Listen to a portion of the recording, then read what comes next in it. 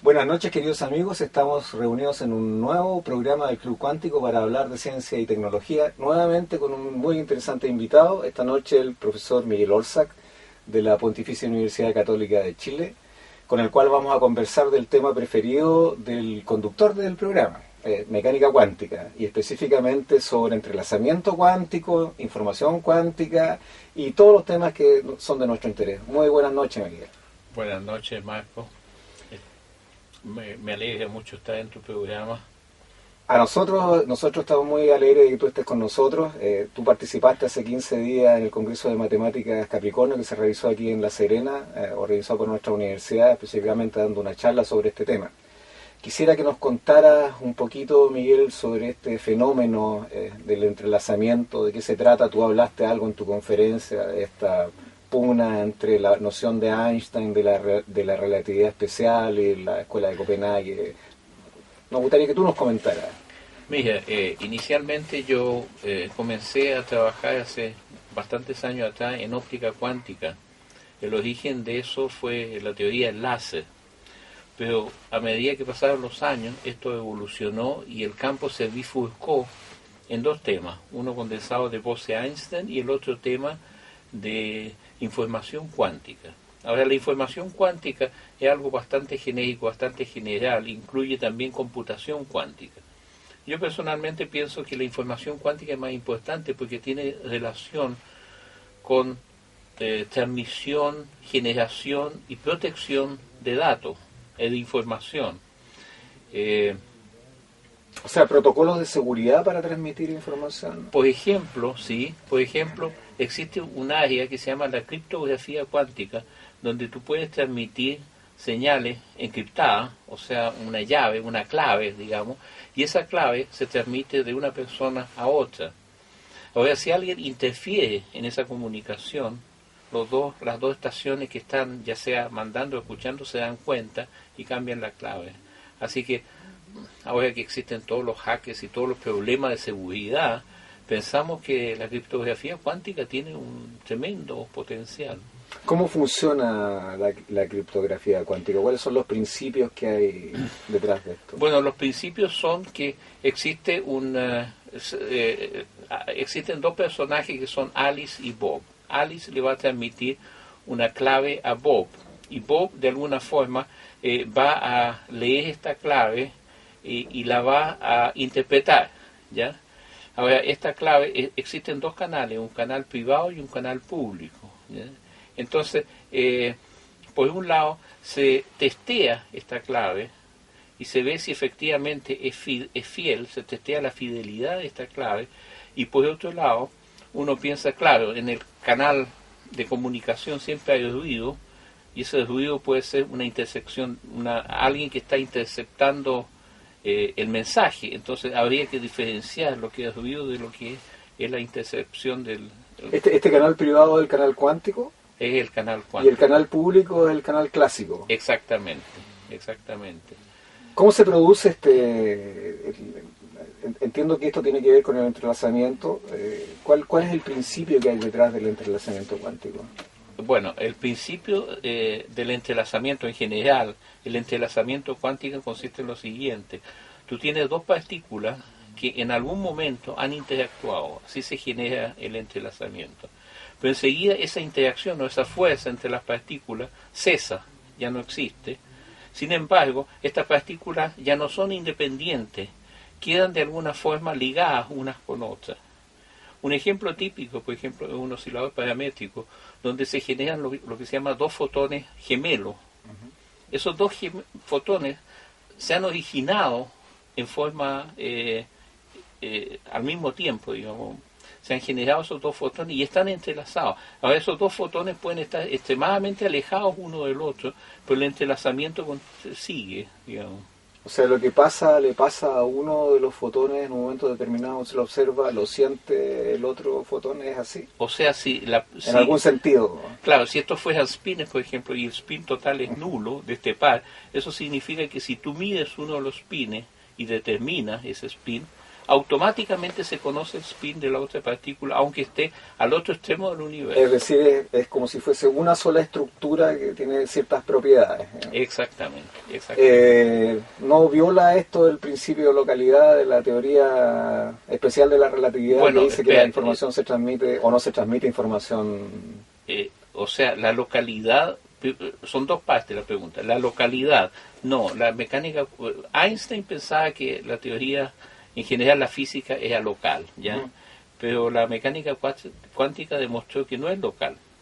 Ahora, si viola o no viola la relatividad especial, no la viola, porque en verdad tú no sabes cuál es el resultado a priori de esa medida. Puede ser spin up o spin down. Por lo tanto, tú no estás mandando una información. En ese sentido no viola nada, porque es instantánea. O sea, una vez que uno mide uno de los spines, instantáneamente se conoce el spin de la otra partícula alejada, pero no viola nada. Porque el principio de la relatividad te dice que materia o información no se puede transmitir más rápido que la velocidad de la luz. Pero aquí no hay información, es cero información. Miguel, una pregunta que me quedó pendiente de la sección anterior. En el caso de los protocolos cuánticos y de la criptografía cuántica, este canal cuántico, cuando es violado, se percibe precisamente porque el hecho de intervenir el canal cuántico, por ser cuántico, hace que se altere inmediatamente el objeto que se observa. Exactamente. En el fondo, intervenir en una comunicación entre dos personas es hacer una medida. Y la medida influencia en todo el proceso cuántico. Y esto es detectado por las partes, así que esa es la parte interesante de la criptografía, que uno puede detectar las intercepciones de personas ajenas, digamos, a esta comunicación. Es decir, nos damos cuenta inmediatamente que hay un espía metido entre medio de la conversación. Claro, ese espía normalmente en la literatura se llama Eve, Eva, es una mujer. ¿Eso es por alguna razón especial? No, que yo sepa, no. Pero de todas maneras, entonces la Eve es la mala de la película, y inmediatamente que Eve participa de alguna forma en esta comunicación se interrumpe y se cambia la clave. Miguel, tú trabajas también en un fenómeno que es muy interesante, un problema que es muy interesante, que es el de la teletransportación cuántica, que la gente vulgarmente conoce como esta, aunque no tiene nada que ver con eso, cuando hemos visto estas series de televisión en donde se transportan personas de un lugar a otro, no tiene que ver con eso, pero esa es la percepción que tiene el público general. Nos gustaría que tú nos explicaras exactamente en qué consiste la teletransportación. Bueno, mira, yo lo llamo más bien teleportación, pero es lo mismo. La teleportación consiste en lo siguiente. De nuevo, hay dos personajes que son Alice y Bob, y hay una fuente de dos partículas que están entrelazadas. Aquí viene el concepto de entrelazamiento. Una la recibe Alice y otra la recibe Bob. Y aparte de eso, Alice recibe un estado que se va a transmitir o que se va a transportar hacia Bob. Un estado desconocido, digamos. Entonces Alice hace una medida, ¿ya? Y esta medida de alguna forma influencia el par de partículas que tiene Alice, y por un canal clásico Alice se comunica con Bob. Y como por arte de magia, hay que hacer un par de ecuaciones para explicarlo, por arte de magia, Bob puede descifrar o puede detectar cuál es el estado original que tenía Alice. O sea, puede reproducir el estado original del sistema en una locación distinta. Pero entonces es una especie de copia del original. Espérate, no es una copia. Hay un teorema en mecánica cuántica que se llama No Cloning Theorem, que es muy dramático. Dice que tú no puedes clonar un estado cuántico. Desgraciadamente, cuando Alice mide el estado y la parte de las dos partículas entrelazadas, ella destruye estos estados y se recrea o se reproduce, digamos, en la estación de Bob. Okay. No es el mismo estado original, sino que es un estado que se logra con la información que tenía el originario. O sea, no es la partícula no original. La partícula, no has transmitido una partícula. No es transmitir una partícula, es simplemente transmitir un estado de la partícula. Por ejemplo, típicamente se hace con fotones y el estado es la polarización del fotón. Entonces Bob lo que logra es tener la polarización de ese fotón original, no el fotón original como partícula. No el estado del fotón original como partícula, sino, o sea, se reproduce el estado del fotón, pero no el estado original. ¿Cuál es tu trabajo en estos momentos en esos términos, en teletransportación? ¿Qué es lo que están haciendo ustedes en estos momentos en la Universidad Católica? No estamos ¿O cuál es tu tema ahora? Mira, nosotros básicamente todos estos fenómenos que hemos estado conversando, la parte más importante es el entrelazamiento cuántico. Todo esto tiene como en común el entrelazamiento, y eso es lo que nosotros estudiamos con mis alumnos. Primero estudiamos hace un tiempo atrás la generación, cómo se generan estos entrelazamientos entre las partículas, cómo se protegen. ¿Okay? Esta propiedad cuántica es muy débil, o es muy, como dijéramos, débil bajo la acción del mundo exterior, digamos, se destruye muy fácilmente. Entonces es muy importante tener forma de proteger el entrelazamiento. Eso fue la primera etapa. Y en la segunda etapa, tal como lo hablé un poco en la conferencia,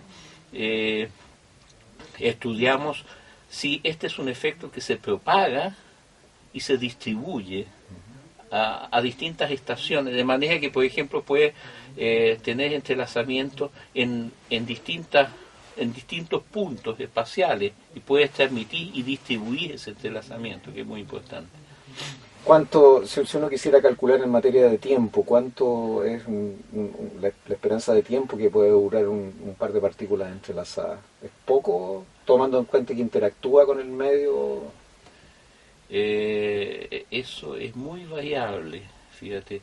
Depende de estas partículas en información cuántica se llaman qubits. Ahora, los qubits pueden ser partículas atrapadas en una cavidad electromagnética, átomos en una cavidad electromagnética, pueden ser iones atrapados, o pueden ser también defectos en un sólido. Por ejemplo, nosotros en la Católica estamos haciendo experimentos, yo no, unos colegas, de defectos en diamante, que también constituye un qubit. Así que esos tiempos varían mucho. Por ejemplo, te puedo decir que en sólido, en el estado sólido, los defectos que se constituyen en qubits tienen tiempos de coherencia bastante largos, son bastante buenos. En cambio, en átomos... ¿Qué se llama tiempo de coherencia bastante bueno, en términos coloquiales? ¿Una hora, 2 horas, no, un segundo? Estamos hablando de fracciones de segundo. Milisegundos. Sí, claro. Sí. Si uno quisiera darle aplicaciones objetivas al fenómeno, ¿cuánto es lo que necesitaría mantener el estado entrelazado? Esa es un poco relativo. Te voy a decir que en el Instituto Max Planck se han desarrollado cavidades electromagnéticas de muy alta calidad, donde los fotones no se destruyen. De la decoherencia, la vida de un fotón, por ejemplo, dura casi un segundo. Es un tiempo larguísimo, digamos. Cuando normalmente el fotón dentro de una cavidad electromagnética no vive más de un 10⁻⁶ segundos típicamente. Ahí tienes algunos ejemplos de tiempo. ¿La razón de ese decaimiento, de esa muerte, es porque interactúa? En el fondo, la razón de la muerte, de la coherencia como del entrelazamiento, es la interacción de las partículas con su medio ambiente, que produce una fuga de probabilidad, o si tú quieres, produce un entrelazamiento entre el sistema principal y el baño. Miguel, no sé, los experimentos que ustedes realizan en estos momentos en la Universidad Católica, me estaba conversando un poco acerca de eso. Me gustaría que te explayara un poquito más respecto de su importancia y de lo que hacen específicamente. Perfecto. Mira, ahora hay varios proyectos en la Universidad Católica, lo conduce un profesor joven que se llama Jerónimo Meis, y él está haciendo experimentos en diamante. Sale bien caro el experimento. Me imagino. Bueno, Defectos, particularmente defectos en diamante, que son los qubits, o digamos los elementos como los bits cuánticos de información. Ahora, una de las cosas que él está tratando de hacer es la siguiente. Con unos postdocs, nosotros escribimos unos trabajos donde tratamos de localizar dos átomos a una distancia mucho menor que la longitud de onda con la que estamos mirando los dos átomos. En general, la óptica tradicional te dice que tu resolución no va más allá de la longitud de onda. Así que es un cálculo que se hizo basado en el espectro de emisión de esos átomos. Y vamos a tratar de hacer el experimento de aquí a noviembre o fin de año. Ese es uno de los experimentos. El otro experimento, que es un poco más difícil, no sé si se puede hacer a tan corto plazo, es efectivamente demostrar experimentalmente esto de la propagación y distribución del entrelazamiento, ¿no? Pero es algo que requiere un poco más de equipo y Jerónimo me dice que es algo un poco más difícil. Es de largo plazo. Miguel, y respecto de la computación cuántica, bueno, están los qubits, no sé, que son las unidades de información cuántica, y los bits, que son los típicos de la mecánica cuántica, de lo clásico. Me gustaría que nos explicara un poquito cuál es la diferencia, en qué consiste un computador cuántico, la computación cuántica, por ejemplo. Ya, mira, en la computación clásica tú tienes el elemento básico, que es el bit, que puede tener un valor 0 o 1. En mecánica cuántica, si tú tienes dos estados, el 0 y el 1, puedes tener una superposición alfa 0 más beta 1, digamos, que es una superposición. O sea, puedes tener infinitas combinaciones de 0 y 1. Eso le da una potencia mucho mayor desde el punto de vista de la potencialidad de esa computación. Ahora, lo que se ha avanzado, se ha logrado, por ejemplo, hacer compuestas lógicas, algunas como la control NOT, basado en sistemas físicos. Los posibles candidatos de esos sistemas físicos, como te mencionaba antes, pueden ser iones atrapados, pero atrapar iones es una cosa bastante difícil experimentalmente. Pueden ser átomos dentro de una cavidad, o pueden ser defectos en cristales, y pueden ser elementos nucleares también. Todos esos son posibles candidatos físicos, digámoslo así, para representar el qubit, o sea, este bit cuántico, ¿no? Ahora ya existen compuestas lógicas. El problema todavía es el siguiente. El computador más avanzado, me parece que hace un poco tiempo atrás, multiplicó 3 por 2. O sea, ya existe un problema. Pero era un comienzo. O sea, hay un problema de escalamiento, ¿ya? ¿Cómo hacer esto escalable de manera que realmente se tenga un computador poderoso? Pero en principio sería más poderoso que un computador clásico. Ya, pero esto en escala de tiempo para el desarrollo de una tecnología que permita y de teoría que permita desarrollar un computador cuántico es algo que va a tomar tiempo. Mira, yo en realidad encuentro más interesante el aspecto de información cuántica que el de computación. El de computación es de muy largo plazo para llegar a este escalamiento, para tener un computador de verdad. En cambio, en la información cuántica realmente los resultados son impresionantes en cuanto a experimentos que ya se han realizado tanto en criptografía, como mencionamos antes, o en teleportación, o en general toda la transmisión de información utilizando elementos cuánticos, que son como el entrelazamiento, ¿no? Eso yo creo que tiene un potencial increíble. Increíble. Miguel, y este famoso teorema de Bell y las desigualdades de Bell, me gustaría que las explicaran un poco, que tienen que ver con esto de la incompatibilidad entre la mecánica cuántica y la relatividad, y que se resuelve con las desigualdades. Mira, resulta que tal como lo mencioné en la charla de la conferencia del COMCA 2013, Einstein teorizaba de cómo debería ser una teoría física, y él pensaba que tendría que ser local y realista. Bueno, un poco largo de escribir todas estas cosas, pero en el fondo él no creía mucho en la mecánica cuántica, que es una teoría básicamente probabilista. él decía que Dios no jugaba con los dados, tenía frases de ese estilo. Alguien le dijo, bueno, ¿cómo sabe lo que Dios hace y no hace? Bueno, eso es otro cuento. Entonces, digamos, entonces él hablaba de experimentos pensados, Gedanken Experiment, en que él se imaginaba situaciones que se podían medir. Bueno, años después que murió Einstein, en los años 60, John Bell sugirió la siguiente idea. Él desarrolló unas desigualdades de probabilidades totalmente clásicas. Entonces él decía, si uno diseña un experimento que pueda violar mis desigualdades, estas desigualdades fueron después mejoradas por otros físicos. Si uno pudiera, en principio, violar estas desigualdades experimentalmente, significa que en realidad la mecánica cuántica funciona y viola la ley de la mecánica clásica.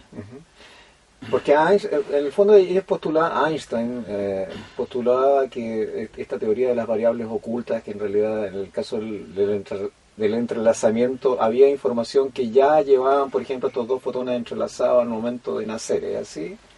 Bueno, él decía de que no podía ser probabilista una teoría física, por lo tanto decía que la mecánica cuántica era una teoría incompleta y habían estas variables que tú mencionas, que serían las variables ocultas, las cuales faltarían para describir, para hacer una descripción total del fenómeno, ¿ya? Pero resulta que eso no es necesario. La mecánica cuántica es un poco extraña, tiene el problema del entrelazamiento de partículas muy alejadas, lo tiene, pero ha sido experimentalmente demostrado que las leyes son así. Como tú mismo lo dijiste, como dijo Richard Feynman, ¿no es cierto? Es el gran problema de la mecánica cuántica, el entrelazamiento del gran misterio de la mecánica cuántica. Claro, Richard Feynman, un tiempo, él hablaba de que la mecánica cuántica era un poco extraña. Él inventó la electrodinámica cuántica. Él decía que la mecánica cuántica era un poco extraña. Sin embargo, al final, pensándolo mucho, según él, finalmente él confesó de que en realidad tiene un solo misterio, y ese misterio sería el entrelazamiento.